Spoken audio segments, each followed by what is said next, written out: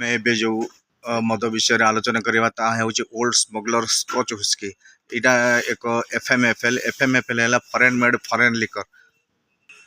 Eighty देखंतु एटी लिखा है जे distilled aged and blended in Scotland रे ब्लेंड होची डिस्टिल्ड होची एवं ओडिशा रे आसी विक्रय होची जेहेतु यह भारत बाहर आसुची तेणु एफएमएफएल नामकरण करा जायची फॉरेन मेड फॉरेन लिकर।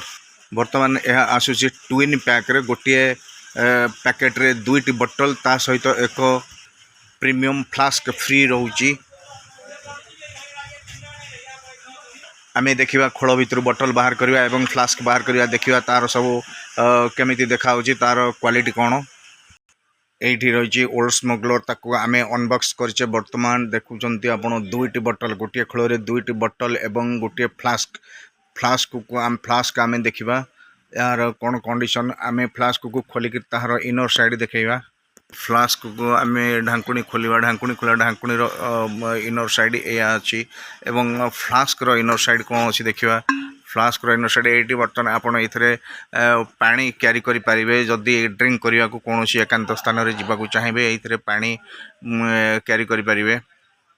आउ यार एमआरपी देखिबा केतो अछि बर्तमान एठी एमआरपी आमे देखिबा जे यह अछि मात्र 1880 टंका 1880 टंका यह आपण मार्केट रु किनी परिबे बा दुकान किणिकी नहीं पारिबे। जदि कौन दुकानी एमआरपी ठारू अधिका मागंती आपण निहाती अभियोग करबा दरकार। आउ सब बेले डेट ऑफ मैन्युफैक्चर देखिबे। डेट ऑफ मैन्युफैक्चर जेहेतु यह एफएमएफएल यार वैलिडिटी मैन्युफैक्चर डेट ठारू 5 वर्ष पर्यंत वैलिडिटी थाए।